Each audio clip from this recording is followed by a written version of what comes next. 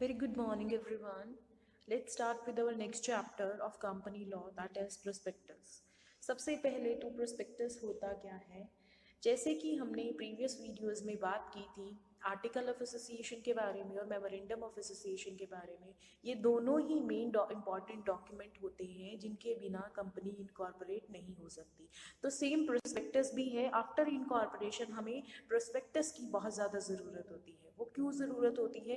क्योंकि एक तरीके से आपको पब्लिक को इनवाइट करना है ताकि पब्लिक जो है आपके शेयर्स या डिवेंचर्स या अदर सिक्योरिटीज़ को सब्सक्राइब कर सके, ठीक है, और आपके पास कैपिटल आ सके। क्योंकि आपके पास कैपिटल होगी तभी जो वर्किंग है किसी भी ऑर्गेनाइजेशन की या कह सकते हैं एंटरप्राइज की, वो पॉसिबल हो पाएगी। क्योंकि फाइनेंस जो है वो लाइफ ब्लड होता है किसी भी ऑर्गेनाइजेशन के लिए। Is it clear? तो जब तक पैसा ही नहीं होगा तो काम कैसे होगा, एक्टिविटीज किस तरीके से परफॉर्म होगी, ठीक है। ना आप प्रोडक्शन कर सकते, ना आप ऑपरेशंस परफॉर्म कर सकते ऑर्गेनाइजेशन में, ठीक है। तो इसके लिए हमें पैसे की ज़रूरत होती है। तो पैसे की ज़रूरत को हम पूरा कैसे करते हैं? एक तो अपने अगर सोर्सेज हैं तो उनसे पूरा करते हैं, और एक एक्सटर्नल सोर्सेज यानी हम शेयर्स, डिवेंचर्स या अदर सिक्योरिटीज़ को पब्लिक को इशू करते हैं, उनको बुलाते हैं, ऑफर करते हैं ताकि वो इन्वेस्टमेंट करें, हमारे शेयर्स वगैरह खरीदे और हमारे पास पैसा आए। Is it clear?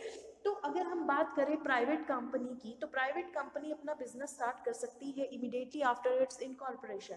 बट अगर हम पब्लिक कंपनी की बात करें तो पब्लिक कंपनी को नेसेसरी कैपिटल जो है वो रेज करनी पड़ती है। और वो कहाँ से रेज करेगी? या तो इंटरनल सोर्सेज से या एक्सटर्नल सोर्सेज से। अगर इंटरनल सोर्सेज से उसका कंप्लीट नहीं हुआ तो वो क्या करेगी? एक तरीके से पब्लिक को इनवाइट करेगी, और पब्लिक को इनवाइट करने के लिए उसको एक एडवर्टीजमेंट देनी होगी। और एडवर्टीजमेंट का जरिया क्या है यहाँ पर? कंपनीज के रिगार्डिंग प्रोस्पेक्टस इशू करेगी, जिसमें सारी टोटल डिटेल इंफॉर्मेशन होगी कंपनी के बारे में, उसकी शेयर सिक्योरिटीज के बारे में। Is it clear? So those companies which are having share capital, those public companies I will mention here, those public companies which are having share capital under Companies Act have the right to issue a prospectus, ठीक है। तो public companies जिनके पास share capital है वो ही prospectus को issue कर सकती है, ठीक है। और कंपनीज को ये प्रोस्पेक्टस बनाना पड़ेगा। अब प्रोस्पेक्टस का पर्टिकुलर मीनिंग मैं आपको क्लियर कर देती हूँ। कंपनी प्रोस्पेक्टस एक फॉर्मल लीगल डॉक्यूमेंट है जो बेसिकली जिसमें सारी डिटेल इंफॉर्मेशन होती है, फुल डिटेल होती है regarding the investment offering for the sale to public. जो भी आप सिक्योरिटी शेयर्स जो है वो पब्लिक को ऑफर कर रहे हो सेल के लिए, वो सारी उसके रिगार्डिंग सारी इंफॉर्मेशन होगी, और साथ ही साथ कंपनी के रिगार्डिंग सारी इंफॉर्मेशन होगी। Is it clear? और कंपनीज को ये डॉक्यूमेंट जो है फाइल करना होता है with the securities and exchange commission, मतलब उनको भी एक तरीके से सबमिट कराना होता है प्रोस्पेक्टस। नाउ और the important features of prospectus. First one आता है there must be an invitation offering to the public. जो प्रोस्पेक्टस होता है वो एक तरीके से लोगों को इनवाइट करे ताकि जो पब्लिक है वो कंपनी के शेयर्स या डिवेंचर्स को जो है खरीद सकें, या वहाँ शेयर्स या डिवेंचर्स में सिक्योरिटीज़ में, डिफरेंट सिक्योरिटीज़ में इन्वेस्टमेंट करें। Is it clear? तो जो इनविटेशन है, सेकंड वन कह रहा है कि जो इनविटेशन है वो या तो कंपनी इशू करती है या कंपनी के बिहाफ पर इशूइंग हाउसेस जो हैं वो यहाँ पर इशू करने का कार्य करते हैं कंपनी के बिहाफ पर। Is it clear?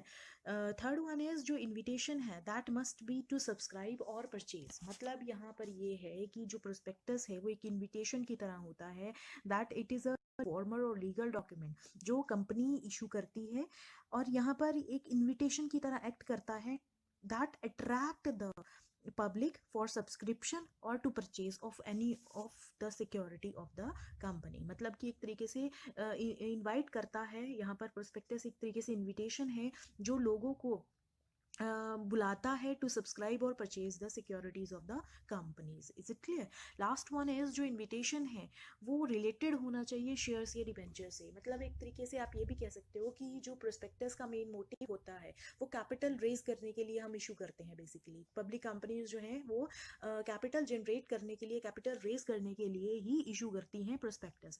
तो जो इन्विटेशन है या जो प्रोस्पेक्टस है that should be related to the shares, debentures और अदर सिक्योरिटीज। मतलब लोगों को इनमें ही आप इनविटेशन दे सकते हो कि इनमें ही ज़्यादा से ज़्यादा इन्वेस्टमेंट करें, और जिसकी वजह से जो कैपिटल है कंपनी की वो इंक्रीज होगी, ताकि जो ऑपरेशंस हैं डिफरेंट कंपनी के वो परफॉर्म हो सके टाइमली। Is it clear? अब यहाँ पर एक और क्वेश्चन अराइज होता है, basically after studying the meaning of prospectus एक क्वेश्चन अराइज होता है, वो क्या है कि when the issue of prospectus is deemed to be for public, कि कब माना जाए कि एक इनविटेशन या एक जो प्रोस्पेक्टस है वो लोगों के लिए है बेसिकली। वैसे तो पब्लिक कंपनी ही जो है एक तरीके से यहाँ पर प्रोस्पेक्टस इशू कर सकती है, public company with share capital that can issue prospectus to the public, और उसके लिए उसको रजिस्टर कराना होता है, सबसे पहले कॉपी सेंड करनी होती है to the registrar of the companies. ठीक है, तो बेसिकली अगर हम प्रोस्पेक्टस की बात करें तो प्रोस्पेक्टस एक इनविटेशन होता है जो पब्लिक को दिया जाता है, ठीक है, ताकि जो पब्लिक है वो कंपनी के शेयर्स या डिवेंचर्स में इन्वेस्ट करे। तो सेक्शन 42 जो है कंपनीज एक्ट का 2013 का, वो ये क्लियर कर देता है कि जो टर्म है, जो वर्ड पब्लिक है प्रोस्पेक्टस में अगर रिटर्न है, तो उसमें हर सेक्शन ऑफ पब्लिक मतलब कि इट इंक्लूड्स, मतलब basically it includes every section of the society, every section of the public, चाहे वो कंपनी के सिलेक्टेड मेंबर्स हो, चाहे वो आम जनता हो, वो इसमें इंक्लूडेड हो सकते हैं, मतलब वो कंपनी के शेयर्स या डिवेंचर्स को बाय कर सकती है। Is it clear? चाहे शेयर्स की डिबेंचर्स जो हैं किसी भी सेक्शन ऑफ पब्लिक को दिए गए हैं सब्सक्रिप्शन के लिए, तो वो माना जाएगा कि वो सभी पब्लिक के लिए हैं, ये नहीं कि कोई स्पेसिफिक पर्सन्स के लिए, सिलेक्टेड मेंबर्स के लिए नहीं, वो पूरी पब्लिक के लिए माने जाएंगे। Is it clear? अगर मैं बात करूं, ये चीज़ भी आपके सामने स्टेटमेंट दूं कि जो कंपनी है जब भी उसने प्रोस्पेक्टस इशू किया है तो टॉप पे उसने लिखा है फॉर प्राइवेट सर्कुलेशन ओनली, तो वर्ड तो ये दर्शाता है कि सिर्फ प्राइवेट मेंबर्स के लिए, सिलेक्टेड मेंबर्स के लिए है, ठीक है। या हम ये कह सकते हैं कि सिर्फ वही मेंबर सब्सक्राइब कर सकते हैं, ठीक है। लेकिन अगर कंपनी ने प्रोस्पेक्टस इशू किया है और टॉप पे लिखा है फॉर प्राइवेट सर्कुलेशन ओनली, तब भी वो पब्लिक के लिए माना जाएगा। कब माना जाएगा? जब अगर हमें ये पता चल जाए कि कंपनी ने ये चीज लिखी है फॉर प्राइवेट सर्कुलेशन ओनली, लेकिन उसने 3000 कॉपीज जो है प्रोस्पेक्टस की वो डिस्ट्रीब्यूट की हैं अपने शेयर होल्डर्स को भी, और साथ ही साथ जो आम जनता है या अदर एजेंसीज हैं उनको भी इशू की है, ठीक है। तो हम ये कह सकते हैं कि जो 3000 कॉपीज यानी large number of copies were distributed, और जो सिलेक्टेड मेंबर्स हैं वो भी कंपनी की जो शेयर्स या डिवेंचर्स हैं या सिक्योरिटीज हैं उनके उनमें इन्वेस्ट कर सकते हैं, साथ ही साथ आम जनता भी इन्वेस्ट कर सकती है। तो हम कहेंगे कि वो डॉक्यूमेंट किसके लिए माना गया है, that is meant deemed to be meant for public. Is it clear? अगर सिचुएशन ये आती है कि जो डायरेक्टर है, मान लो वो प्रोस्पेक्टस इशू कर रहा है अपने फ्रेंड्स के लिए, ठीक है, और फ्रेंड या उसमें एक चीज फ्रेंड्स मार्क या हम कह सकते हैं फ्रेंडली स्टेटमेंट देता है कि स्ट्रिक्टली प्राइवेट एंड कॉन्फिडेंशियल, तो वो जो प्रोस्पेक्टस है वो यहाँ पर पब्लिक के लिए नहीं माना जाएगा, वो सिर्फ उन्हीं मेंबर्स के लिए है, क्योंकि यहाँ पर सिर्फ वही मेंबर्स को इनवाइट किया गया है कंपनी के शेयर्स या डिबेंचर्स खरीदने के लिए। Next topic is which companies are required to issue prospectus, कौन सी ऐसी कंपनीज हैं जिनके लिए प्रोस्पेक्टस इशू करना कंपलसरी है। सबसे पहला आता है, have every public listed company who intends to offer shares or debentures of the company to the public। कोई भी पब्लिक कंपनी है विद द शेयर कैपिटल, उसके लिए कंपलसरी है कि वो जो प्रोस्पेक्टस है वो इशू करे, सबसे पहले उसको रजिस्टर कराए to the registrar of the companies, उसके बाद पब्लिक को इशू करे। Is it clear? दूसरी चीज ये है, दूसरी कंपनी जो आती है वो आती है कि कोई भी प्राइवेट कंपनी जो बेसिकली कन्वर्ट होने जा रही है पब्लिक कंपनी में, तो जब वो पब्लिक कंपनी में कन्वर्ट हो जाएगी after following all the provisions of the companies act 2013, उसके बाद वो एक तरीके से ऑफर कर सकती है शेयर्स के डिबेंचर्स पब्लिक को through the prospectus. Is it clear? तो कोई भी public company with share capital है तो वो उसके लिए कंपलसरी है प्रोस्पेक्टस को इशू करना। दूसरी चीज, कोई भी प्राइवेट कंपनी अगर कन्वर्ट हो रही है पब्लिक कंपनी में, तो वो भी एक तरीके से क्या कर सकती है, कन्वर्जन के बाद अपने शेयर्स या डिबेंचर्स को पब्लिक को दे सकती है फॉर द इन्वेस्टमेंट पर्पस, और वो किसके थ्रू करेगी? प्रोस्पेक्टस के थ्रू। तो उसके लिए भी प्रोस्पेक्टस इशू करना बहुत जरूरी है। So why there is a need of for prospectus, मतलब कंपनीज क्यों प्रोस्पेक्टस जो है वो इशू करती हैं, क्यों, क्या नीड है इसकी? सबसे पहले तो कोई भी public company that is limited by share, वो एक तरीके से कैपिटल एक्वायर कर सकती है पब्लिक से। उसके लिए उसको क्या करना पड़ेगा, प्रोस्पेक्टस इशू करना पड़ेगा, ठीक है, ताकि लोगों को आप इनवाइट करो ताकि वो आपके शेयर्स या डिवेंचर्स या अदर सिक्योरिटीज में इन्वेस्ट करिए, जिससे आपके पास फंड अरेंज होगा, ठीक है।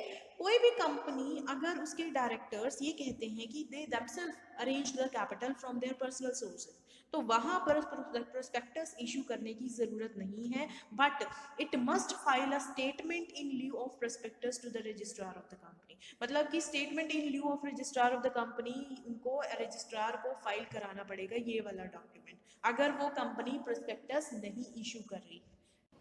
Next topic is when the prospectus need not to be issued. एक तरीके से हम ये कह सकते हैं कि किन किन सिचुएशन में या किन सर्कमस्टांसेस में प्रोस्पेक्टस इशू करने की ज़रूरत नहीं होती है। तो वो कंडीशन या सर्कमस्टांसेस क्या है, जब शेयर्स या डिवेंचर्स जो हैं वो पब्लिक को ऑफर नहीं किए गए तो प्रोस्पेक्टस की वहाँ पर ज़रूरत नहीं है। या हम ये कह सकते हैं कि अगर ऑफर किए गए हैं तो वो ऐसे पर्सन को ऑफर किए गए हैं that has entered into an underwriting agreement, ठीक है, अंडरराइटर या ब्रोकर्स को इशू किए गए तब भी एक तरीके से हमें प्रोस्पेक्टस इशू करने की जरूरत नहीं है। या हम कह सकते हैं कि जब ऑफर किया गया है एग्जिस्टिंग मेंबर्स को या डिवेंचर होल्डर को, ठीक है, मतलब आप एक तरीके से ऑफर दे रहे हो किसको, एग्जिस्टिंग शेयर होल्डर्स को, ठीक है, कि वो मेंबर्स को कि वो सब्सक्राइब कर रहे हैं शेयर्स या डिवेंचर्स, तो वो जनरल पब्लिक को तो नहीं कर रहे हो, ठीक है, तो यहाँ पर प्रोस्पेक्टस इशू करने की जरूरत नहीं होती है।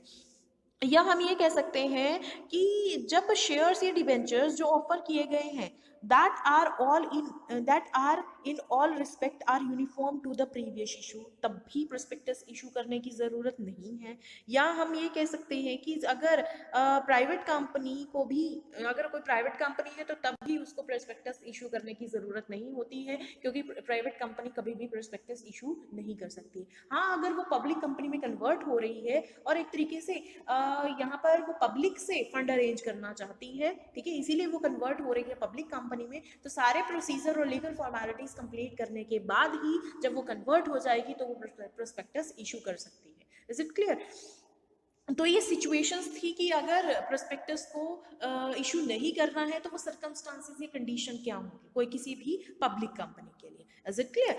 तो next topic is what are the types of prospectus. तो आपके 4 टाइप्स के प्रोस्पेक्टस होते हैं। सबसे पहला टाइप ऑफ प्रोस्पेक्टस आता है red herring prospectus. Red herring prospectus, सबसे पहले तो रेड हियरिंग प्रोस्पेक्टस क्यों बोलते हैं, बिकॉज इसमें जो पैरा कंटेंड होते हैं इस प्रोस्पेक्टस में वो रेड इंक के साथ होते हैं, जिसका ये मतलब है कि company is not attempting to sell the shares before the approval of SEBI. मतलब कि यहाँ पर कंपनी जो है शेयर्स को तब तक सेल नहीं कर सकती जब तक उसको सेबी का अप्रूवल ना मिले। Is it clear? तो अब आते हैं इस डॉक्यूमेंट की मीनिंग पर। इस प्रोस्पेक्टस को एक तरीके से ऑफर डॉक्यूमेंट होता है ये, जिसमें सारी इंफॉर्मेशन होती है about the offer of the security, but it does not include the quantum of issue and price of securities. मतलब यहाँ पर प्राइस जो है सिक्योरिटीज का, कितनी नंबर ऑफ सिक्योरिटीज जो है वो इशू हो रही है, ये चीज मेंशन नहीं होती है। Is it clear? और इसको हम फाइनल प्रोस्पेक्टस भी नहीं कह सकते, क्योंकि इसको ये अपडेट होता रहता है several times before the final issue. Is it clear? और जो भी इशूइंग कंपनी है वो रजिस्ट्रार को at least 3 days before to the opening of offer ये प्रोस्पेक्टस फाइल कराएगी, मतलब सबमिट कराएगी। Is it clear? Second type of prospectus आता है सेल्फ प्रोस्पेक्टस। सेल्फ प्रोस्पेक्टस को हम सेल्फ रजिस्ट्रेशन और सेल्फ ऑफरिंग प्रोस्पेक्टस भी बोलते हैं। बेसिकली अगर हम वन वर्ड या वन लाइन में मीनिंग बताया जाए आपको सेल्फ प्रोस्पेक्टस का, तो वो ये है the firm can issue more than one issue, ठीक है, फ्रॉम अ सिंगल डॉक्यूमेंट। मतलब कि अगर जब भी सिक्योरिटीज को या शेयर्स को ऑफर किया जाता है पब्लिक को, तो आप सिंगल डॉक्यूमेंट को, यानी आपको बार बार हर इशू के साथ नया प्रोस्पेक्टस बनाने की जरूरत नहीं होगी, ठीक है, आप एक single document that is self prospectus issue करोगे और इसके थ्रू ही आप जितनी भी बार एक तरीके से आप इशू करना चाहते हैं सिक्योरिटीज को आप कर सकते हो। बट इसका एक तरीके से यहाँ पर हम ये कहेंगे कि वैलिडिटी पीरियड है, और वैलिडिटी पीरियड होता है 1 year का। Is it clear? तो in case there is any change in the issue, then the company has to file such change in the information memorandum. मतलब information memorandum में भी आपको अगर 1 साल के अंदर अंदर आप कोई भी चेंज करते हो इन the issue of the company, ठीक है। तो उसके लिए आपको वो चेंज नोटिफाई कराना होगा in the memorandum of association. और बैंक्स और फाइनेंशियल इंस्टीट्यूशन इसको ज़्यादा से ज़्यादा बेसिकली इशू करते हैं, वही इशू करते हैं for availing the funds. And एक बार अगर कंपनी ने इसको रजिस्ट्रार ऑफ कंपनीज को फाइल कर दिया इस डॉक्यूमेंट को, इस प्रोस्पेक्टस को, ठीक है, तो ये ज़रूरी नहीं है कि जब भी नई सिक्योरिटीज़ को इशू किया जाएगा या एक तरीके से शेयर्स को इशू किया जाएगा तो आप हर बार ही फ्रेश डॉक्यूमेंट बनाओगे, ठीक है। तो फ्रेश डॉक्यूमेंट बनाने की ज़रूरत नहीं होती, ये सबसे बड़ा मेन एडवांटेज है इस प्रोस्पेक्टस का। Is it clear? नेक्स्ट आता है एब्रिज्ड प्रोस्पेक्टस। एब्रिज्ड का मतलब होता है शॉर्ट, मतलब कि यहाँ पर एक तरीके का मेमोरेंडम होता है that is basically prescribed in the form 2A under the subsection 3 of section 56 of the companies act 1956, जिसमें ये सारे फीचर्स होते हैं प्रोस्पेक्टस के। मतलब सारे जो भी सारे फीचर्स हैं प्रोस्पेक्टस के वो सारे इंक्लूड किस में होंगे? एब्रिज प्रोस्पेक्टस में। लेकिन वो ब्रीफ फॉर्म में होंगे। अब प्रोस्पेक्टस में जो भी डिटेल दी जाती है वो टोटल डिटेल दी जाती है, फुल फ्लेज इंफॉर्मेशन दी जाती है। बट एब्रिज प्रोस्पेक्टस में जो भी इंफॉर्मेशन प्रोवाइड की जाएगी वो समरी फॉर्म में यानी ब्रीफ में दी जाएगी। एब्रिज का मतलब क्या होता है? शॉर्ट, ठीक है। यानी इंफॉर्मेशन प्रोस्पेक्टस बनाया गया है वो उसमें जो इंफॉर्मेशन होगी वो क्या होगी? कम होगी, शॉर्ट होगी, ठीक है। कम कम का मतलब यहाँ पर ये है कि ब्रीफ में होगी। Is it clear? कम का मतलब ये नहीं कि कुछ इंफॉर्मेशन को आप स्किप कर दोगे। Is it clear? तो कम का मतलब यहाँ पर ये है कि जो प्रोस्पेक्टस है आपका वो फुल डिटेल्स के साथ होगा लेकिन इंफॉर्मेशन समरी फॉर्म में होगी। Is it clear? तो समरी फॉर्म में होगी तो ये इंफॉर्मेशन जब इन्वेस्टर के पास जाएगी तो वो क्विकली डिसीजन ले सकता है। Is it clear? तो एग्रीड प्रोस्पेक्टस क्या है? एक मेमोरेंडम की तरह ही होता है, ठीक है। और इसमें सारे फीचर्स होते हैं प्रोस्पेक्टस के, मतलब सारी डिटेल जैसे आपके प्रोस्पेक्टस में मेन प्रोस्पेक्टस में होती है वही सारी डिटेल्स आपके एग्रीड प्रोस्पेक्टस में भी होगी बट ब्रीफ फॉर्म में। Is it clear? Third one is deemed prospectus. Deemed prospectus, अब जो कंपनीज होती हैं वो डायरेक्टली अपने शेयर्स या डिबेंचर्स को पब्लिक को ऑफर नहीं करती हैं। वो किसके थ्रू करती हैं? वो करती हैं इशू हाउस के थ्रू। इशू हाउस क्या करता है? एक तरीके से जिम्मेवारी ले लेता है, एक थर्ड पार्टी है, ठीक है, वो कंपनी के बिहाफ पर आगे ऑफर करता है टू द पब्लिक। और वो स्टेटमेंट देगा कंपनी को कि हाँ हम जो है एक तरीके से उस कंपनी के बिहाफ पर ही काम कर रहे हैं। तो वो स्टेटमेंट क्या कहलाएगी? Deemed prospectus of the company. Is it clear? तो यहाँ पर कंपनी को अंडरराइटिंग एक्सपेंसेस भी बच जाते हैं जो उनको बेसिकली अंडरराइटर्स या ब्रोकर्स को देने होते हैं for selling the shares and debentures, ठीक है। साथ ही साथ यहाँ कंपनी को कोई भी प्रोस्पेक्टस इशू करने की जरूरत नहीं होती, ना ही उनको जो अलॉटमेंट का काम होता है, allotment of shares and debentures, तो वो भी करने की जरूरत नहीं होती। वो कौन करता है? इशू हाउस करता है, ठीक है। तो यहाँ इशू हाउस जो स्टेटमेंट देगा, ठीक है, मतलब इशू हाउस ही वो है जो पब्लिक को ऑफर करता है। तो वो जो भी स्टेटमेंट देगा फॉर ऑफरिंग द शेयर्स और डिबेंचर्स फॉर सेल, तो वो स्टेटमेंट क्या कहलाएगी या वो प्रपोजल क्या कहलाएगा जो इशू हाउस देता है to the public for investing the company shares, for investing in the company shares and debentures, उसको हम बोलेंगे deemed prospectus of the company. Is it clear? Next topic is forms and contents of prospectus. अब जो prospectus है basically वो clear picture दिखाता है company की इंटेंडेड एक्टिविटीज़ को और उसकी पोजीशन की। मतलब ये प्रोस्पेक्टस जो है वो एक इनविटेशन की तरह होता है जो पब्लिक को दिया जाता है कि पब्लिक जो है कंपनी के शेयर्स या डिवेंचर्स को खरीदें। Is it clear?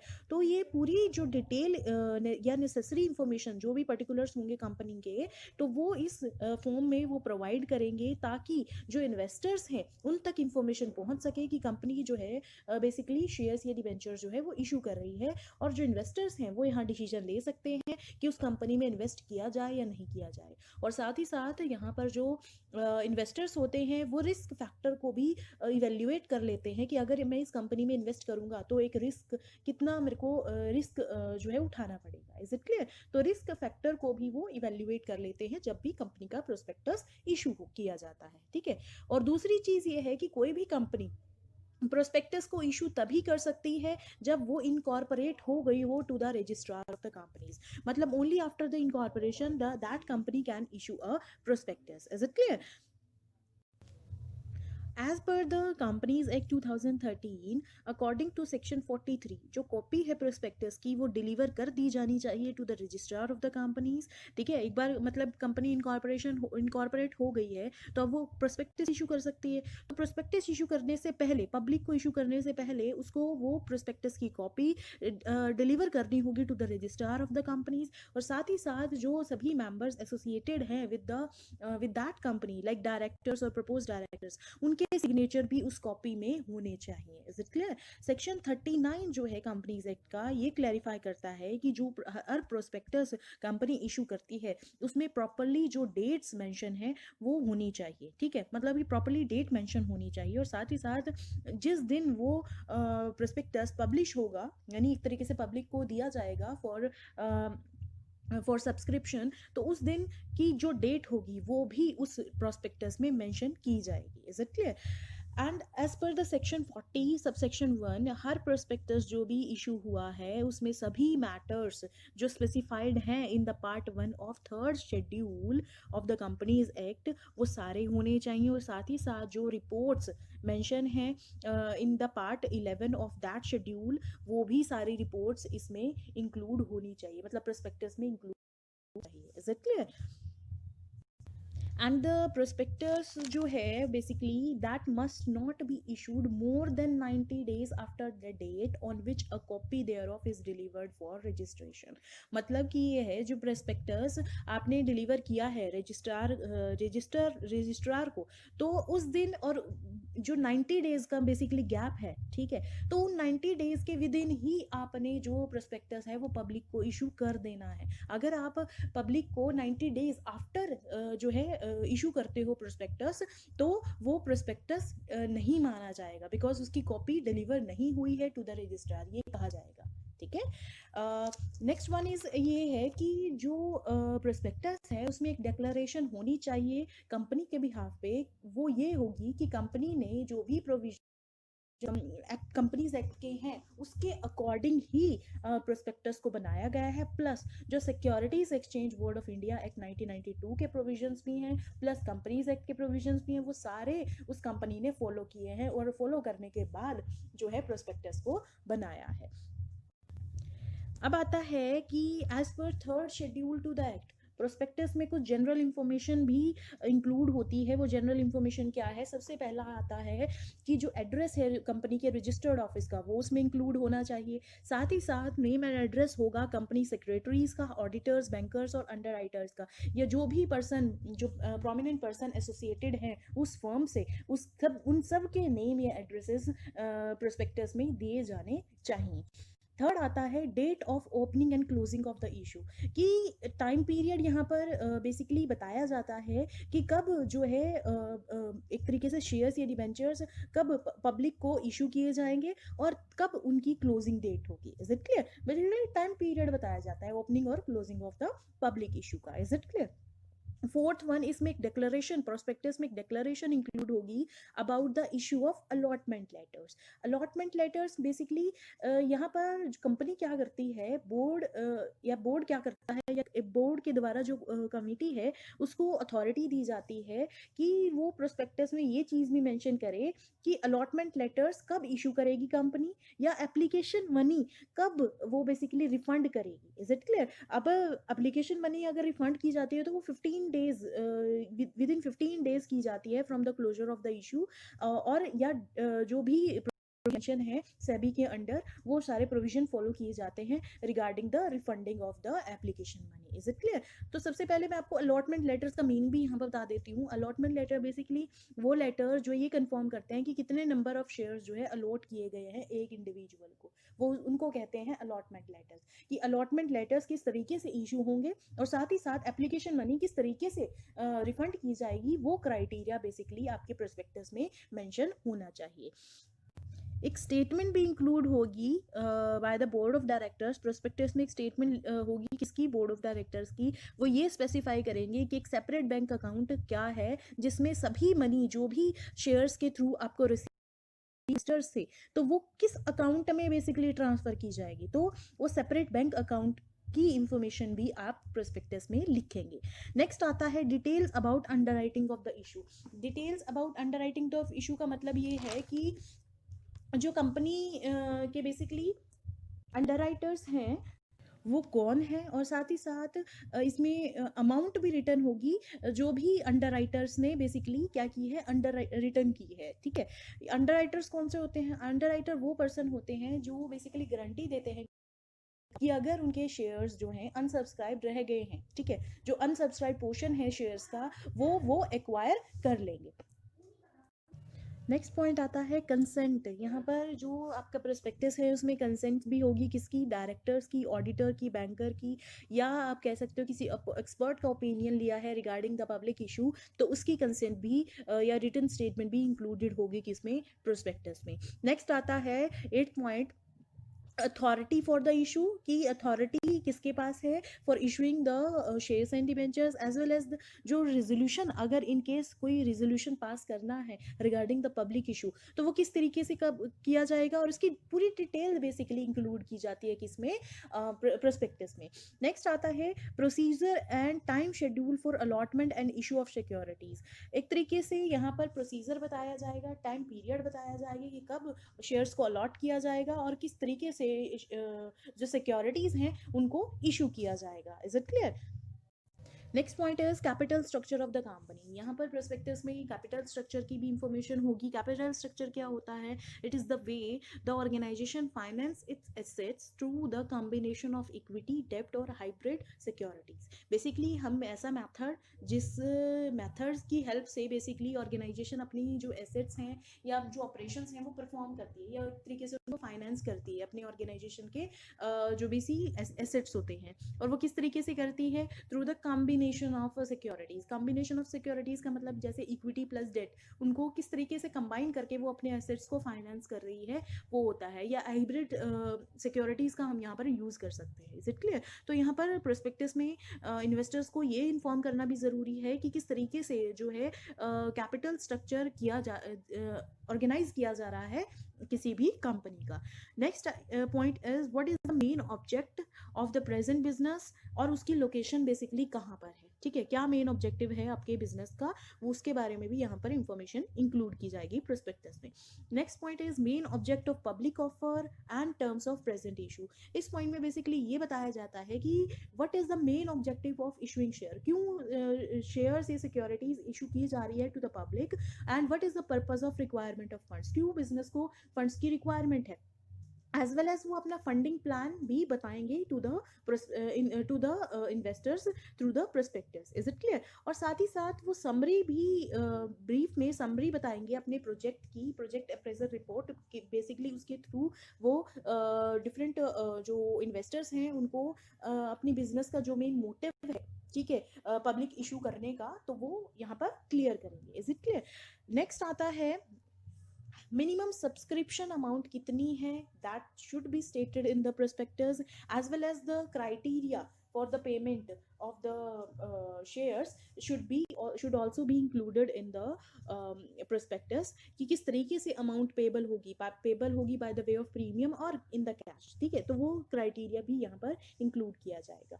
14 पॉइंट में ये कह रहा है कि जो डिटेल्स हैं रिगार्डिंग द डायरेक्टर्स वो भी यहाँ पर प्रोवाइड की जाएगी। पूरे डायरेक्टर्स जो भी हैं, जितने भी हैं उस कंपनी के डायरेक्टर्स, उनकी पूरी इंफॉर्मेशन इंक्लूडिंग देयर अपॉइंटमेंट कब हुई, कैसे हुई, ठीक है, और रेम्यूनरेशन भी उनकी यहाँ पर मेंशन की जाएगी। Next is disclosure about the sources of promoters contribution. जो प्रमोटर्स ने कंट्रीब्यूट किया है to the existence of that organization, तो उसकी डिस्क्लोजर भी यहाँ पर होगी by the company. Is it clear? And the next point is the information, or we can see the details भी होनी चाहिए prospectus में of any pending litigation या कोई legal action कंपनी के खिलाफ लिया गया है by the Ministry of Department, Government Department, ठीक है, या कोई statutory authority ने कोई promoter के खिलाफ कोई strict action लिया है, तो उसके बारे में भी यहाँ पर proper details या disclosure provide किया जाना चाहिए prospectus में। as well as अगर कोई default है of any non payment of any statutory dues, मतलब कि अगर कोई पेमेंट किसी को करनी थी अगर वो भी पेंडिंग है तो उसकी डिटेल्स भी आपके प्रोस्पेक्टस में इंक्लूडेड होंगी। इसके अलावा जो भी रिपोर्ट्स जो भी रिपोर्ट्स ऑडिटर्स बनाते हैं with respect to the profit and loss as well as the assets and liability of the company, वो भी प्रोस्पेक्टस में इंक्लूड की जानी चाहिए, ताकि जो आपके इन्वेस्टर्स हैं वो इवेल्युएट कर सके कि क्या इस कंपनी में इन्वेस्ट करना सेफ है उनके लिए या नहीं है. Is it clear? And the last point is कि it should also include all the matters that are stated in rule 5 with respect to the prospectus under the companies act 2013. मतलब rule 5 के अंदर जितने भी मैटर्स इन्वॉल्व होने चाहिए with respect to the prospectus under the companies act, वो सारे matters जो हैं इसमें इस प्रोस्पेक्टस में इंक्लूड होंगे. Is it clear? तो ये थे आपके सारे contents of prospectus as well as different forms और सेक्शंस जो मैंने आपको बताए हैं. Next topic is the golden rule in prospectus. अब जो प्रोस्पेक्टस होता है वो it act as a basis of contract, किन के बीच में, कंपनी के बीच में और द पर्सन जो इन्वेस्ट करते हैं कंपनी के शेयर्स और डिवेंचर्स के बीच में. मतलब बेसिस है जिसके बेस पे ही एक तरीके से कॉन्ट्रैक्ट किया जाता है. कंपनी कॉन्ट्रैक्ट करते हैं किससे? इन्वेस्टर से. Is it clear? तो ये बेसिस है प्रोस्पेक्टस, क्योंकि यहाँ पर प्रोस्पेक्टस को देख कर ही सोच समझ के ही अपना जो इन्वेस्टर्स है वो डिसीजन लेता है कि क्या इस कंपनी में जो है इस कंपनी के शेयर्स या डिवेंचर्स मुझे बाय करने चाहिए या नहीं करने चाहिए. Is it clear? तो एक तरीके से प्रोस्पेक्टस ये है कि बेसिस है किसी भी दो पार्टी के बीच में कॉन्ट्रैक्ट, यानी कंपनी और इन्वेस्टर्स के बीच में कॉन्ट्रैक्ट पॉसिबल तभी होगा अगर प्रोस्पेक्टस में पूरी इंफॉर्मेशन दी जाएगी about the company. Is it clear? तो जो ऑफिसर्स होते हैं कंपनी के उनको तो पूरी नॉलेज होती है about the present as well as the future prospect of the business, but जो पोटेंशियल इन्वेस्टर्स होते हैं उनको पूरी नॉलेज नहीं होती. दिखाया जाता है सिर्फ वो उस पर ही यकीन करते हैं और प्रोस्पेक्टस में जो उन्होंने बताया वो उसी पर ये एक तरीके से यकीन करेंगे. Is it clear? तो यहाँ पर जो है एक तरीके से गोल्डन रूल बनाया गया है. जब भी प्रोस्पेक्टस को फ्रेम किया जाएगा तो ये गोल्डन रूल ध्यान में रखा जाएगा. और ये गोल्डन रूल किसने बनाया है? This is laid down by Justice Kindersley in New Brunswick and Canada Railway. Is it clear? तो एक पर्सन था किंडरस्ले जिसने ये गोल्डन रूल बनाया कि कंपनी को ये रूल फॉलो करना चाहिए जब भी वो प्रोस्पेक्टस को फ्रेम करें या एक तरीके से बनाएं. Is it clear? तो ये गोल्डन रूल क्या कहता है? इस गोल्डन रूल का मतलब होता है कि यहाँ पर जब भी इंफॉर्मेशन प्रोवाइड की जाती है कंपनी के द्वारा किसको? पब्लिक को, तो ये चीज़ ध्यान में रख के बनाया जाना चाहिए प्रोस्पेक्टस कि जो भी इंफॉर्मेशन आप उसमें दे रहे हो वो ट्रू, फेयर और एक्यूरेट होनी चाहिए. उसमें कोई लैप्सेस ना हो इंफॉर्मेशन कि आप कह कुछ और रहे हो, ठीक है, लेकिन स्थिति आपकी कंपनी में उसके अपोजिट है. Is it clear? तो जो भी सच है बेसिकली आप वो बताएंगे किसमें? प्रोस्पेक्टस में. मतलब ट्रू और फेयर इंफॉर्मेशन आप यहाँ पर प्रोवाइड करेंगे अपनी कंपनी के बारे में. ठीक है, ताकि जो इन्वेस्टर्स हैं वो प्रॉपर डिसीजन ले सके after studying your prospectus. Is it clear? तो ये गोल्डन रूल सभी कंपनीज को ध्यान में रखना होता है जब भी वो प्रोस्पेक्टस को क्रिएट करती है. नेक्स्ट टॉपिक आता है what are the basic legal requirements. जब भी प्रोस्पेक्टस को इशू किया जाएगा तो कुछ लीगल रिक्वायरमेंट्स होती हैं अंडर कंपनीज एक्ट. तो वो लीगल रिक्वायरमेंट्स क्या हैं? सबसे पहली लीगल रिक्वायरमेंट आती है इशू आफ्टर इनकॉर्पोरेशन. ये एक रूल है कि जो प्रोस्पेक्टस है कंपनी का वो इशू होगा लेकिन वो आफ्टर इनकॉर्पोरेशन इशू होगा. अब जैसे मेमोरेंडम और आर्टिकल तो हमें पहले ही बनाकर तैयार करने चाहिए क्योंकि उन्हीं के बेसिस पे कंपनी की रजिस्ट्रेशन होती है. ठीक है, तो यहाँ पर जो प्रोस्पेक्टस है अब पब्लिक को इनवाइट करना है. अगर एक बार कंपनी रजिस्टर हो गई है अब तो उसको किसको इनवाइट करना है? पब्लिक को इनवाइट करना है ताकि वो उसके शेयर्स या डिबेंचर्स खरीद सके और उससे जो मनी आए उससे कंपनी की एक्टिविटीज परफॉर्म हो सके. Is it clear? तो एज अ रूल जो प्रोस्पेक्टस है कंपनी का वो कब इशू होगा? Only after it's incorporation. ठीक है, और ये कंपनी के बिहाफ पर ही इशू होता है या हम कह सकते हैं कोई इंटेंडेड कंपनी है उसके बिहाफ पर प्रोस्पेक्टस को इशू किया जाता है. जब भी प्रोस्पेक्टस को इशू किया जाएगा तो उस पर डेट जरूर मेंशन होगी और वो डेट भी मेंशन होगी जिस दिन वो प्रोस्पेक्टस पब्लिश होगा. Is it clear? Second one आता है रजिस्ट्रेशन ऑफ प्रोस्पेक्टस. ये ज़रूरी है कि प्रोस्पेक्टस जो है वो रजिस्टर्ड हो सबसे पहले to the registrar of the companies. मतलब कि हमें रजिस्ट्रार ऑफ द कंपनीज को सबसे पहले यहाँ पर एक कॉपी भेजनी होगी किसकी? प्रोस्पेक्टस की, ताकि हम एक तरीके से अपने प्रोस्पेक्टस को रजिस्टर्ड करा सकें. ठीक है, before it is issued to the public. मतलब पब्लिक को इशू करने से पहले हमको किसको भेजनी है वो कॉपी? वो भेजनी है किसको? रजिस्ट्रार ऑफ द कंपनीज को. ठीक है, अब प्रोसीजर क्या है कि जब भी प्रोस्पेक्टस रजिस्टर्ड होगा कुछ एक प्रोसीजर, एक स्टेप्स फॉलो किए जाएंगे और वो स्टेप्स क्या हैं? सबसे पहली चीज़ है जो प्रोस्पेक्टस की कॉपी है उस पर सभी सिग्नेटरीज के, या कह सकते हैं जो प्रपोज डायरेक्टर्स हैं कंपनी के, वो अपने सिग्नेचर करेंगे और वो कॉपी जो है वो फर्दर दी जाएगी किसको, रजिस्ट्रार ऑफ द कंपनीज को। ठीक है।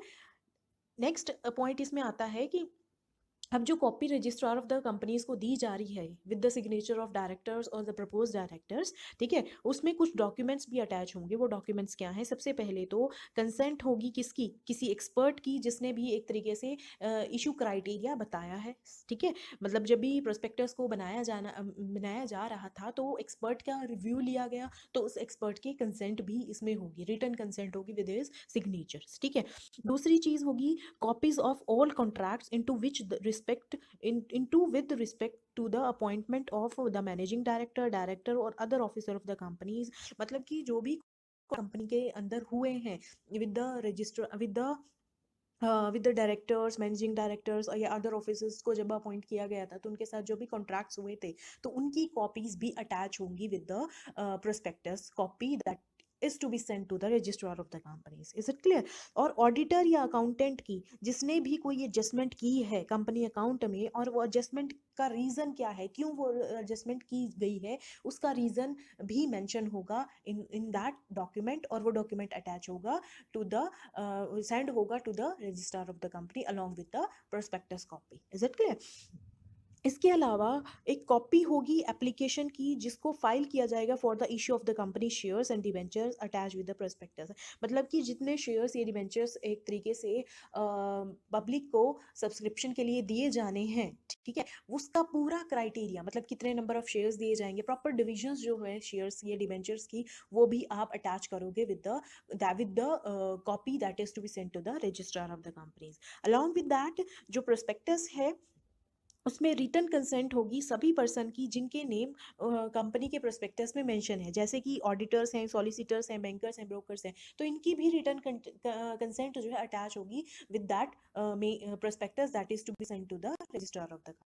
Is it clear? तो जब प्रोस्पेक्टस एक तरीके से बन चुका है तो यहाँ पर जो सभी डॉक्यूमेंट्स हैं वो भी अटैच हो गई हैं, तो हम क्या करेंगे, इसको रजिस्ट्रार ऑफ द कंपनीज को फॉरवर्ड करेंगे for the registration of prospectus.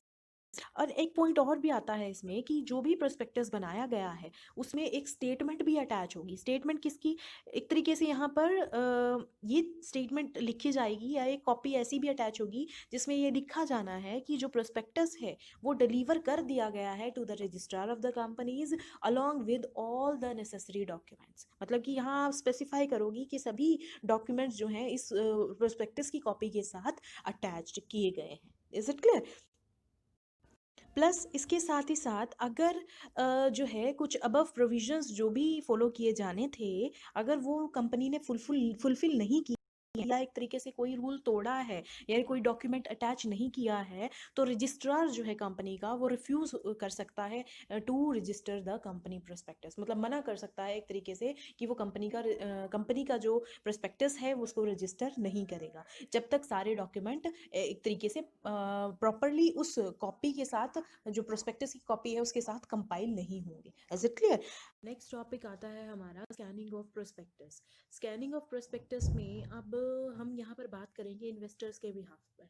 ठीक है, अब प्रोस्पेक्टस जो है वो एक तरीके से मीडियम है जिसके थ्रू कंपनी कम्युनिकेट करती है पोटेंशियल इन्वेस्टर्स के साथ, साथ ही साथ उनको इनवाइट करती है कि वो सब्सक्राइब करें to its capital. Is it clear? तो यहाँ पर मेन ड्यूटी बनती है किसकी? इन्वेस्टर्स की, ये जानना कि जो प्रोस्पेक्टस में इंफॉर्मेशन दी गई है क्या वो अप टू डेट है, क्या वो बिल्कुल फेयर और एक्यूरेट है या नहीं है। ठीक है, तो यहाँ पर जो इन्वेस्टर्स हैं उनको प्रोस्पेक्टस को प्रॉपरली स्कैन करना पड़ेगा। तो स्कैन करने के लिए उनको उनको कुछ पॉइंट्स को ध्यान में रखना पड़ेगा। वो पॉइंट्स क्या है? सबसे पहले आता है ओपनिंग लाइंस ऑफ प्रोस्पेक्टस। जब भी प्रोस्पेक्टस को स्कैन किया जाए कंपनी के, तो ये इम्पॉर्टेंट हो जाता है किसी इन्वेस्टर्स के लिए कि वो ये जाने कि ओपनिंग लाइंस कैसी हैं। किसी प्रोस्पेक्टस की, ठीक है। और साथ ही साथ ये भी चेक करें कि ओपनिंग लाइंस में क्या ये स्टेटमेंट इंक्लूडेड है कि the copy of this prospectus has been filed with the registrar of the company. क्या ये स्टेटमेंट होगी उसमें? अगर होगी तो वो जेन्युइन यानी करेक्ट प्रोस्पेक्टस है। अगर वो ये स्टेटमेंट उसमें नहीं है, ओपनिंग लाइंस में ये इंक्लूडेड नहीं है, तो ये एक तरीके से प्रोस्पेक्टस जो है वो बनाया गया है for to defraud the public, ठीक है, मतलब पब्लिक के साथ धोखा करने के लिए बनाया गया है, ठीक है। तो ओपनिंग लाइंस जरूर एग्जामिन करे कोई भी इन्वेस्टर जब भी प्रोस्पेक्टस को स्टडी करने के बाद वो इन्वेस्ट करने की सोचता है उस कंपनी में। पॉइंट आता है under the scanning of prospectus is business prospectus.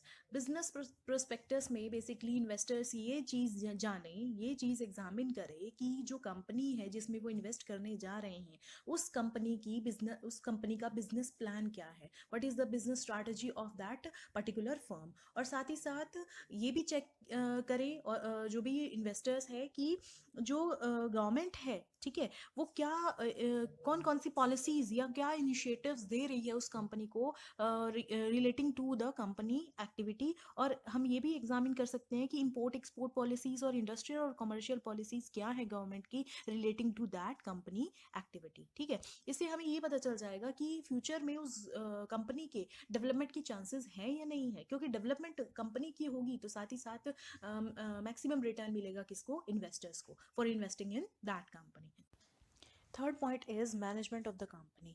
अब ये जानना भी बहुत ज़रूरी है कि कंपनी की मैनेजमेंट किस तरीके की है, कैसी है, क्योंकि कंपनी का जो सक्सेस है वो डिपेंड करता है उसके मैनेजमेंट के ऊपर, उसके डायरेक्टर्स के ऊपर। क्योंकि अगर कंपनी के डायरेक्टर्स एंटरप्राइजिंग होंगे, प्रोडक्टिव होंगे, एक्सपीरियंस्ड होंगे और साथ ही साथ ऑनेस्ट मैन होंगे, ठीक है, तो they can lead the company to the success, मतलब एक तरीके से सक्सेस की तरफ कंपनी जाएगी जाएगी। Is it clear? तो साथ में साथ ये भी जानना बहुत ज़रूरी है कि डायरेक्टर्स जो हैं उनकी राइट और ड्यूटीज़ क्या हैं और उनके ऊपर जो रिस्ट्रिक्शन या लिमिटेशंस लगी हैं वो किस तरीके की लगी हैं, उनका स्फेयर क्या है of performing the all operations और एक्टिविटीज़, ठीक है। उनको मतलब बेसिकली उनकी अथॉरिटीज़ हम यहाँ चेक करते हैं कि क्या अथॉरिटीज़ उनको प्रोवाइडेड है, क्या वो कर सकते हैं। Is it clear? तो साथ ही साथ जब भी प्रोस्पेक्टस जो है कंपनी का वो आइडेंटिफाई किया जाए या स्कैन किया जाए तो कंपनी की मैनेजमेंट बहुत ज़रूरी है देखनी, ठीक है। Fourth point is capital structure of the company. अब जो भी पोटेंशियल इन्वेस्टर्स है सबसे पहले उसको ये भी जानना बहुत ज़रूरी है जब भी वो प्रोस्पेक्टस के थ्रू कंपनी में इन्वेस्टमेंट की सोचे तो कैपिटल स्ट्रक्चर बेसिकली क्या है कंपनी का, कि कैपिटल स्ट्रक्चर बेसिकली मतलब होता है कि कंपनी की capital in terms of share या आउटराइट लोन्स किस तरीके से डिवीजन है कंपनी की कैपिटल की। Is it clear? तो अगर इन्वेस्टमेंट जो है कोई भी इन्वेस्टर्स ऑर्डिनरी शेयर्स के थ्रू करता है तो उसके लिए ये भी जानना बहुत ज़रूरी है कि डिबेंचर या प्रेफरेंशियल शेयर्स होल्डर्स को देने के बाद क्या कंपनी के पास इतनी डिविडेंड बचेगी कि वो ऑर्डिनरी शेयर होल्डर्स को दे सके। Is it clear? तो ये ज़रूरी है कि कभी भी अगर कोई इन्वेस्टर्स प्रोस्पेक्टस के थ्रू कंपनी में इन्वेस्टमेंट का डिसीजन ले तो वो कैपिटल स्ट्रक्चर जो है कंपनी का वो ज़रूर चेक कर ले। नेक्स्ट आता है past history of the company. अगर कोई एग्जिस्टिंग कंपनी इशू कर रही है prospectus in order to acquire the additional capital या कोई न्यू कंपनी एक्वायर कर रही है किसी एग्जिस्टिंग ऑर्गेनाइजेशन को, तो ये जानना बहुत ज़रूरी है कि उस कंपनी की पास्ट हिस्ट्री या उस ऑर्गेनाइजेशन की पास्ट हिस्ट्री क्या है, ठीक है। पहले वो किस तरीके का काम करती थी या उसके जो परफॉर्मेंस रही है पिछले कई सालों में तो वो किस तरीके की रही है, ठीक है। और ये हम कैसे कर सकते हैं, वो कर सकते हैं by examining the balance sheet, profit and loss account और auditor report of the concerned organisation. तो ये तीनों ही डॉक्यूमेंट आप अगर आप चेक कर लोगे तो आपको पास्ट हिस्ट्री जो है कंपनी की इजीली पता चल सकती है। Is it clear? Next point आता है scrutiny of material contract. Scrutiny का मतलब होता है जांच, मतलब एक तरीके से जो मटेरियल कॉन्ट्रैक्ट्स होते हैं, मटेरियल कॉन्ट्रैक्ट्स क्या है, जो भी कंपनी जो एक तरीके से अपने बिजनेस को प्रमोट करने के लिए जो भी कॉन्ट्रैक्ट्स करती है, जैसे कि वेंडर्स के साथ, अंडरराइटर्स के साथ, ठीक है, जो टेक्निकल कोलैबोरेटर्स हैं उनके साथ जो कॉन्ट्रैक्ट्स करती है उनको बोलते हैं मटेरियल कॉन्ट्रैक्ट्स। मतलब कंपनी की जो रनिंग होती है या ऑपरेशंस परफॉर्म होते हैं ये इन कॉन्ट्रैक्ट के बिना नहीं। क्लियर? तो जो भी कॉन्ट्रैक्ट्स कंपनी ने किए हैं उनकी प्रॉपरली जांच की जाए, ठीक। नेक्स्ट पॉइंट आता है पर्टिकुलर्स ऑफ प्रॉपर्टी एक्वायर्ड। तो जो प्रॉपर्टी कंपनी ने एक्वायर की है और किस तरीके से उसकी पेमेंट की है और प्राइस क्या था, क्या वो रीजनेबल था जिस पे प्रॉपर्टी खरीदी गई है? क्यों? क्योंकि यहाँ पर ये चीज़ें भी जानना बहुत ज़रूरी है इन्वेस्टर्स के लिए, क्योंकि इन्वेस्टर्स को यहाँ ये पता चलेगा कि उनकी जो पैसा वो इन्वेस्ट कर रहे हैं उस कंपनी में, उनका यूटिलाइजेशन किस प्रकार होता है।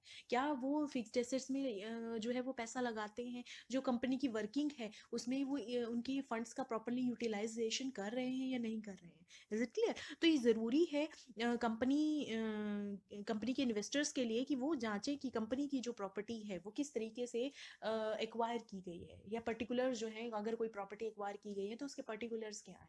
Is it clear? नेक्स्ट आता है 8 point, standing of underwriters and bankers.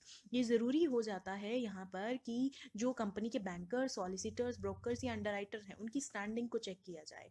उनकी स्टैंडिंग अगर अच्छी होगी, और क्योंकि अगर स्टैंडिंग अच्छी होगी तो उनकी रेपुटेशन भी अच्छी होगी, और इसका फ़ायदा इन्वेस्टर्स को होगा क्योंकि उस कंपनी का फ्यूचर भी ब्राइट होगा जिसके ऐसे बैंकर, सॉलिसिटर या ब्रोकर या अंडरराइटर्स हैं। क्योंकि ये प्रोफेशनल्स जो होते हैं ये खुद ही अपने बिहाफ पर ही इन्वेस्टिगेशन करते हैं कंपनी के बारे में। क्योंकि अगर ये कंपनी के बारे में अच्छी से इन्वेस्टिगेशन करके और उसके साथ जुड़े हुए हैं, यानी कंपनी का फ्यूचर भी ब्राइट है और कंपनी अच्छे से वर्क कर रही है। ठीक है, तो ये चीज़ इन्वेस्टर के लिए जानना बहुत ज़रूरी है, क्योंकि वो यहाँ पर डिसीजन ले सकता है कि उस कंपनी में इन्वेस्ट करूं या ना करूं। Is it clear? नेक्स्ट आता है ओपिनियन ऑफ इन्वेस्टमेंट एक्सपर्ट्स। कुछ इन्वेस्टमेंट एक्सपर्ट्स होते हैं जिनकी राय लेकर भी जो है उस कंपनी में या जो भी कंपनीज का प्रोस्पेक्टस आपने देखा है उसमें एक इन्वेस्टर जो है वो इजीली इन्वेस्ट कर सकता है। क्योंकि यही इन्वेस्टमेंट एक्सपर्ट्स प्रोफेशनल्स होते हैं अपनी फील्ड में। ठीक है, और साथ ही साथ ये जो भी एक्सपीरियंस, जो भी राय देते हैं वो अपने एक्सपीरियंस के बेस पे देते हैं कि आपको इस कंपनी में इन्वेस्ट करना चाहिए या नहीं करना चाहिए। Is it clear? तो यहाँ पर इन्वेस्टमेंट एक्सपर्ट्स की भी राय ली जा सकती है कि सर्टेन कंपनी में ये प्रोस्पेक्टस है, क्या इसमें इन्वेस्ट किया जाए या नहीं किया जाए। नेक्स्ट आता है नेशनल इंपॉर्टेंस।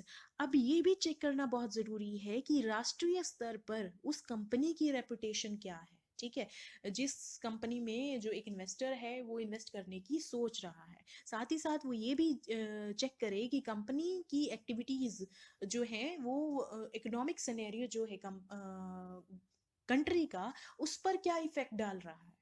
ठीक है, और गवर्नमेंट की पॉलिसीज क्या है उस कंपनी की तरफ, क्या बेसिकली क्या सोशल रिस्पॉन्सिबिलिटीज वो पूरी कर रहा है, देश की तरफ उसका क्या बेसिक रिस्पॉन्सिबिलिटी है, तो क्या वो कंपनी पूरी कर रही है।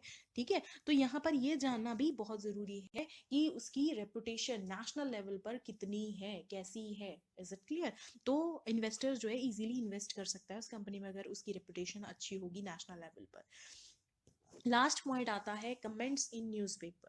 अब जो इकोनॉमिक एक्सपर्ट्स होते हैं वो अपनी जो न्यूज़पेपर्स हैं उनमें कंपनी के लिए अपने जो व्यूज़ हैं वो देते रहते हैं। तो कहीं ना कहीं वो कमेंट्स भी इन्वेस्टर्स को हेल्प कर सकते हैं in taking the investment decision. After the topic scanning of prospectus, एक छोटा सा टॉपिक गिवन है आपकी बुक में, restriction on variation of terms in prospectus. तो अकॉर्डिंग टू सेक्शन 27 ये कहा गया है अगर कंपनी ने जो बेसिकली कंपनी ने जो टर्म्स ऑफ कॉन्ट्रैक्ट है उसमें अगर कोई चेंजेस करने हैं with respect to the prospectus और objective for which the prospectus was issued, तो वो हो सकते हैं। उसके लिए एक स्पेशल रेजोल्यूशन पास करना पड़ता है जनरल मीटिंग में, बोर्ड जनरल मीटिंग में। ठीक है, और दूसरी चीज़ ये भी है कि जो डिटेल्स है इस नोटिस की in respect of such resolution to share holder, वो एक तरीके से पब्लिश करानी पड़ेगी in the newspaper of the city जहाँ पर भी कंपनी का रजिस्टर ऑफिस जो है वो सिचुएटेड है। Is it clear? Next and last topic of this chapter is miss statement. अब जो कंपनी प्रोस्पेक्टस होता है वो बेसिकली ऐसा डॉक्यूमेंट है जो इंड्यूस करता है पब्लिक को to invest in shares and debentures of the company. अभी जो प्रीवियस टॉपिक्स हमने पढ़े थे तो उसमें मैंने बताया था कि जब प्रोस्पेक्टस बनाया जाता है, वाइल फ्रेमिंग द प्रोस्पेक्टस एक गोल्डन रूल फॉलो करते हैं। उस रूल के अकॉर्डिंग क्या कहा था मैंने कि एक इम्पॉर्टेंट बेसिकली जो प्रोस्पेक्टस एक इम्पॉर्टेंट डॉक्यूमेंट है और जो इन्फॉर्मेशन कंपनी इसमें देती है वो ट्रू, फेयर और एक्यूरेट इन्फॉर्मेशन वो प्रोवाइड करे, ताकि ये जो शेयर होल्डर्स हैं वो प्रॉपर डिसीजन ले सकें, या एक तरीके से कह सकते हैं कि मिसलीड ना हो जो भी इंफॉर्मेशन कंपनी जो है प्रोस्पेक्टस में प्रोवाइड करती है उससे। ठीक है, तो ये यहाँ पर एक रिस्पॉन्सिबिलिटी बन जाती है किसकी, जो भी प्रोस्पेक्टस को बनाते हैं, that there should be no misstatement in the prospectus that likely to mislead the investors. अगर कोई भी ऐसी अनट्रू इन्फॉर्मेशन दी जाती है, जानबूझकर दी जाती है प्रोस्पेक्टस में, या कोई भी ऐसा मटेरियल फैक्ट जो कंपनी जो है एक तरीके से छुपाना चाहती है इन्वेस्टर से, ठीक है, वो नहीं बताती है इन्वेस्टर को, तो वो क्या कहलाएगा, मिस स्टेटमेंट कहलाएगा। Miss statement in the prospectus is contained, ठीक है, that thing means that misstatement is contain in the prospectus. Is it clear? तो अगर हम बात करें कि जो मिसस्टेटमेंट के बारे में हम अब कह तो रहे हैं, ठीक है, तो एक क्वेश्चन ये राइज होता है कि एग्जैक्टली मीनिंग क्या है मिसस्टेटमेंट का, क्या होता है मिसस्टेटमेंट? मिसस्टेटमेंट एक ऐसी स्टेटमेंट जो कि गलत है, उसको हम कहते हैं मिसस्टेटमेंट, ठीक है, और एनी इंक्लूजन और omission in any matter which is likely to mislead the investors. मतलब कि ऐसी अनट्रू स्टेटमेंट आप देते हो, इंक्लूड करते हो प्रोस्पेक्टस में, ताकि जो आपके इन्वेस्टर्स हैं वो मिसलीड हो, या फिर ऐसा कोई चीज़ छुपाते हो जो कि आपको देनी चाहिए थी, इन्वेस्टर को बतानी चाहिए थी, लेकिन आप जानबूझकर नहीं बताते हो। तो ये सारी जो स्टेटमेंट्स हैं बेसिकली अनट्रू, एनी इंक्लूजन और omission in any matter which likely to mislead the investors, वो क्या कहलाती है, मिस स्टेटमेंट कहलाती है। मतलब ऐसी आप कोई स्टेटमेंट देते हो प्रोस्पेक्टस में जो कि गलत है, अनट्रू है, ठीक है, तो उसके लिए जो है कंपनी लायबल होगी, और एक तरीके से वो मिसलीड करती है इन्वेस्टर्स, मतलब वो उस इंफॉर्मेशन पे विश्वास करके कंपनी के जो सिक्योरिटीज हैं वो बाय कर लेते हैं, या कंपनी में जो है एक तरीके से इन्वेस्टमेंट कर लेते हैं। तो ये चीज़ गलत है, यानी कंपनी के जो भी इन्वेस्टर्स बनने वाले हैं उनके साथ धोखा हो रहा है। Is it clear? नेक्स्ट आता है, what is the liability for misstatement in the prospectus? According to the companies act, जो लाइबिलिटीज हैं उन पर्सनस के लिए जो भी मिसस्टेटमेंट देते हैं प्रोस्पेक्टस में, वो दो पार्ट्स में डिवाइड की गई है। पहली आती है सिविल लाइबिलिटी, दूसरी आती है criminal liability. Civil liability basically यहाँ पर जो अगर पर्सनस कोई या इन्वेस्टर्स कोई ऐसी इंफॉर्मेशन पर भरोसा करके अगर कोई यहाँ पर कंपनी के शेयर्स को या सिक्योरिटीज़ को बाय कर लेता है, तो वहाँ पर यहाँ पर जो कंपनी और कंपनी के साथ जो भी एसोसिएटेड मेंबर्स हैं वो लायबल होंगे for the compensation to that aggrieved person और investors. Is it clear? Criminal liability में बेसिकली ये होता है कि उन पर्सनस के, कंपनी और जो भी उसके एसोसिएटेड मेंबर्स हैं जो भी गलत इंफॉर्मेशन प्रोवाइड करते हैं, तो उनके ऊपर बेसिकली यहाँ पर फाइन या फिर उनको जेल हो जाती है, इम्प्रिजनमेंट हो जाती है। Is it clear? अब सिविल लाइबिलिटी और क्रिमिनल लाइबिलिटी को हम डिटेल में पढ़ेंगे। तो फर्स्ट आता है सिविल लाइबिलिटी। सिविल लाइबिलिटी क्या होती है? Where a person who has subscribe for the securities of the company, और किस इंफॉर्मेशन के बेसिस पे उसने सब्सक्राइब की है वो सिक्योरिटीज, उस इंफॉर्मेशन के बेसिस पे जो दी गई है इन द प्रोस्पेक्टस। और प्रोस्पेक्टस में वो इंफॉर्मेशन इसीलिए दी गई थी ताकि जो इन्वेस्टर्स हैं जो भी सिक्योरिटीज को बाय कर रहे हैं कंपनी की, उनको मिसलीड किया जाए, उनको मिसगाइड किया जाए, ठीक है। तो जो भी कंपनी या एक तरीके से जो भी एसोसिएटेड पर्सन्स, जैसे कि डायरेक्टर जो होता है कंपनी का at the time of issue of prospectus, या हम माने कि कोई प्रमोटर है कंपनी का at the time of issue of prospectus, कोई भी ऑथराइज्ड पर्सन है जिसने भी वो प्रोस्पेक्टस इशू किया है, या कोई एक्सपर्ट है जो बेसिकली एंगेज्ड है in the formation, management and promotion of the company, तो जो भी एसोसिएटेड मेंबर होगा वो सभी लायबल होंगे टू पे कंपनसेशन टू एवरी पर्सन, या एक तरीके से every investors to whom they are liable, और वी कैन से जो जिन्होंने भी एक तरीके से लॉस या डैमेज जो है झेला है, एक तरीके से उस मिसलीडिंग इंफॉर्मेशन के बेसिस पे जो भी नुकसान जिसको, जिस पर्सन को भी या इन्वेस्टर्स को भी हुआ है, उस सभी को लायबल होंगे ये सारे कंपनी और सारे जो भी एसोसिएटेड मेंबर्स हैं कंपनी के। Is it clear? मतलब कि कंपनसेट करेंगे यहाँ पर जो भी कंपनी या उसके एसोसिएटेड मेंबर्स हैं to the aggrieved party. Is it clear? Next आता है क्रिमिनल लायबिलिटी। क्रिमिनल लायबिलिटी जो है वो under section 63 of companies act जो है बेसिकली डील करता है क्रिमिनल लायबिलिटी के साथ regarding the misstatement in the prospectus. और ये कहा गया है अंडर दिस सेक्शन कि अगर प्रोस्पेक्टस जो है बेसिकली इशू, सर्कुलेट या डिस्ट्रीब्यूट हो चुका है और उसमें कोई ऐसी स्टेटमेंट है दैट इज अनट्रू और wrongly included और omitted, तो जिसका पर्पस बेसिकली इन्वेस्टर्स को मिसगाइड करना था, तो जो भी पर्सन ऑथराइज है उस प्रोस्पेक्टस को इशू करने के लिए, या हम कहें कि कंपनी या कंपनी का कोई भी associated members that are included in the issue of prospectus shall be liable for the fraud. मतलब कि उन्होंने एक तरीके से ये इंफॉर्मेशन जानबूझ कर दी है ताकि ये जो है वो गलत तरीके से पैसा लोगों से ले सके। ठीक है, तो इफ अ पर्सन और a company found guilty of offence of fraud, तो दैट पर्सन या एक तरीके से हम कह सकते हैं that company under section 447 of the company act shall be punished with imprisonment, मतलब कि जो 6 महीने से लेकर 10 साल तक भी हो सकती है। ठीक है, या फिर फाइन जो कम नहीं होना चाहिए, जो भी अमाउंट इन्वॉल्व थी इन द फ्रॉड। मतलब कि जैसे मान लो 50,000 का नुकसान एक पर्सन को हुआ है, तो 50,000 से कम नहीं होनी चाहिए, उस उतनी अमाउंट का फाइन लगना चाहिए किसके ऊपर, कंपनी के ऊपर, या इस अमाउंट से भी ज़्यादा हो सकता है, मतलब कि 50,000 का तिगना भी हो सकता है, वो अमाउंट भी एक तरीके से लग सकता है कंपनी के ऊपर। मतलब कि ये अमाउंट जो है कंपनी को कोर्ट को देना होगा as a fine. Is it clear? या फिर इम्प्रिजनमेंट प्लस फाइन दोनों ही उस कंपनी या उसके एसोसिएटेड मेंबर्स पर लग सकते हैं, डिपेंड्स ऑन द सिचुएशन। अब जो भी एग्रीव्ड शेयर होल्डर होता है जिसने भी कंपनी के शेयर परचेज किए हैं by placing reliance on the misleading prospectus, तो उसके पास दो रेमेडीज होती हैं, दो remedies against the company as well as remedies against the director, promoter and expert. तो सबसे पहले हम करते हैं remedies against the company. Remedy company में एग्रीव शेयर होल्डर के पास दो रेमेडीज होती हैं। First one is rescission of the contract, damages for the fraud.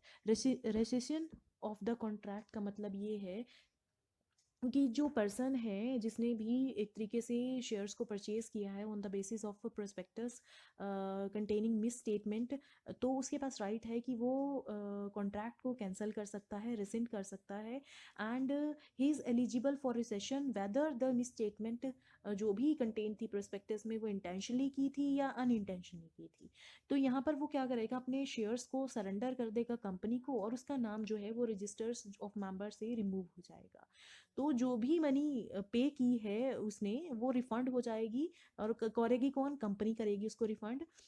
लेकिन जो राइट टू रिसेंड है कॉन्ट्रैक्ट, मतलब एक तरीके से वो कैंसिल कर सकता है कॉन्ट्रैक्ट को, ये राइट उसके पास है, बट उसको प्रूफ करना पड़ेगा कि जो प्रोस्पेक्टस है वो कंपनी ने या कंपनी के बिहाफ पर किसी और ने इशू किया था, प्लस जो स्टेटमेंट उसमें थी वो अनट्रू थी, और जो स्टेटमेंट थी वो बेसिकली इस मिस रिप्रेजेंट करने के लिए ही दी गई थी, एंड जो रिप्रेजेंटेशन है must have induce the share holders to rely on the statement in applying for share. मतलब कि ये भी प्रूव करेगा कि जो भी मिस रिप्रेजेंटेशन या मिस स्टेटमेंट उसमें दी गई थी वो बेसिकली शेयर होल्डर्स को इंड्यूस करने के लिए दी थी ताकि वो शेयर्स के लिए अप्लाई करें। ठीक है, मतलब कि ऐसी थी कि वो इजीली उस पर बिलीव कर पाए और उन्होंने शेयर्स परचेज कर लिए कंपनी के। तो ये भी प्रूव करे कि जो भी मिस रिप्रेजेंटेशन दी गई है prospectus में, that is based on the material fact and not a mere expression of opinion,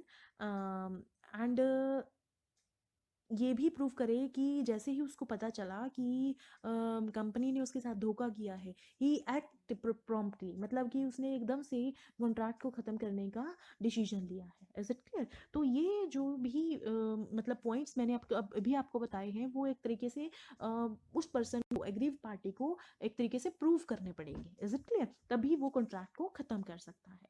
second one आता है डैमेजेस फॉर द फ्रॉड। मतलब कि एक तरीके से अगर उसको फ्रॉड के, जो भी फ्रॉड उसके साथ हुआ है, तो कंपनी क्या करेगी, उसको पे ऑफ करेगी सभी डैमेजेस के लिए, लॉसेस के लिए जो भी उसको हुए हैं उस गलत स्टेटमेंट पर भरोसा करके जो भी कंपनी ने प्रोस्पेक्टस में प्रोवाइड की थी। ठीक है, तो यहाँ पर आफ्टर रिसेंडिंग द कॉन्ट्रैक्ट, मतलब एक तरीके से कॉन्ट्रैक्ट को कैंसिल करने के बाद जो ग्रीव शेयर होल्डर है वो डैमेजेस के लिए क्लेम कर सकता है कंपनी पर by filing a case in the court. मतलब कि कोर्ट में केस करने के बाद वो डैमेजेस के लिए क्लेम मांग सकता है कंपनी से। ठीक है, and he has to proof that the misstatement was made fraudulently, मतलब एक ही तरीके से वो कोर्ट में ये भी प्रूव करे कि जो भी मिस स्टेटमेंट दी गई थी वो एक तरीके से शेयर होल्डर्स को डिसीव करने के लिए दी गई थी, उनको मिसलीड करने के लिए दी गई थी।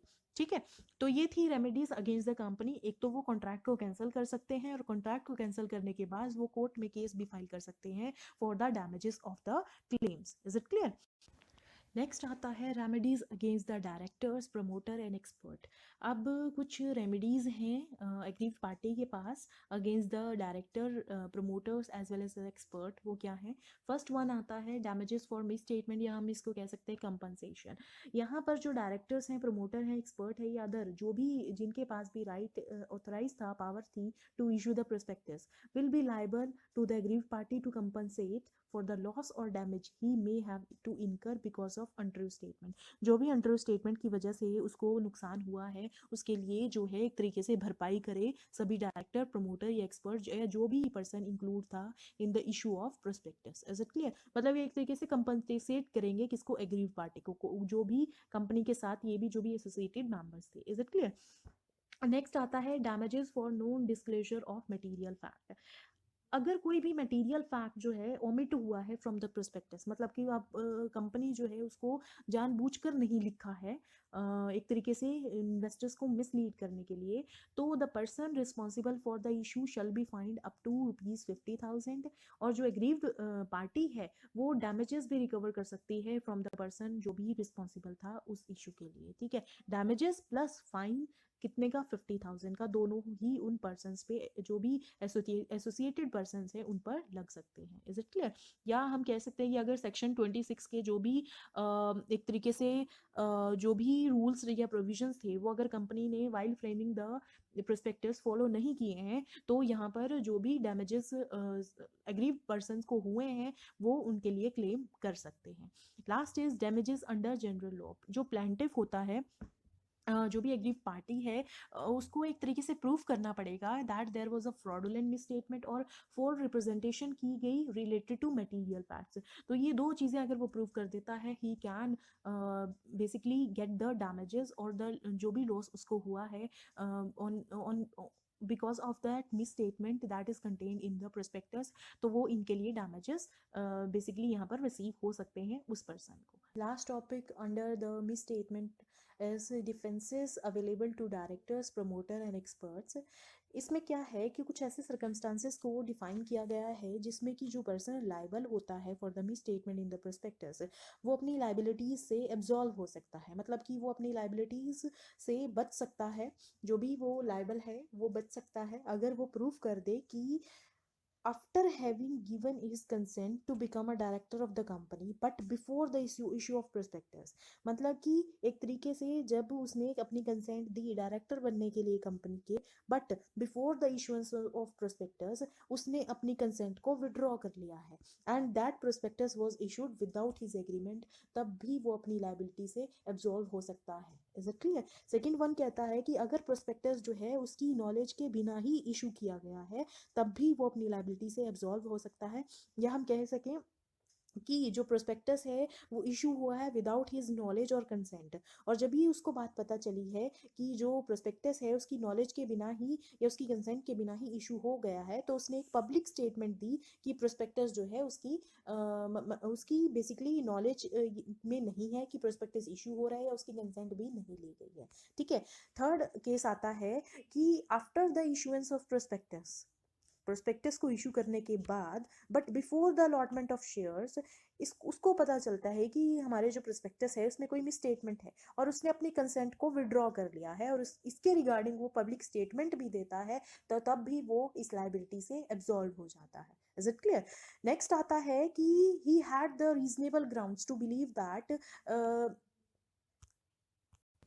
जो स्टेटमेंट मेंशन है प्रोस्पेक्टस में was ट्रू और द इंक्लूजन और omission was necessary and believed in it up to the time of issue of prospectus। मतलब कि बेसिकली उसके पास रीज़न था ये बिलीव करने का कि जो भी इंफॉर्मेशन या जो भी स्टेटमेंट्स प्रोस्पेक्टस में दी गई है वो ट्रू है, ठीक है, या कोई भी ओमिशन या इंक्लूजन की गई है किसी भी मटेरियल फैक्ट की, तो वो एज पर द रूल्स की गई है। तो मतलब उसके दिमाग में यही था कि जो भी इंफॉर्मेशन है वो क्या है, एक तरीके से ट्रू है, जो भी प्रोस्पेक्टस में प्रोवाइड की गई है। तो अगर वो रीजंस दे देता है अपनी जो भी स्थिति के, उस टाइम की जो भी सिचुएशन थी उसकी, अगर वो ऐसे प्रूफ दे दिखा देता है, तो तब भी वो अपनी लाइबिलिटी से एब्जॉल्व हो सकता है। या लास्ट केस आता है कि कब एक पर्सन अपनी लाइबिलिटी से एब्जॉल्व हो सकता है, वो ये है कि जो भी स्टेटमेंट है वो एक तरीके से गवर्नमेंट की स्टेटमेंट जो थी उसकी ही कॉपी है, ठीक है,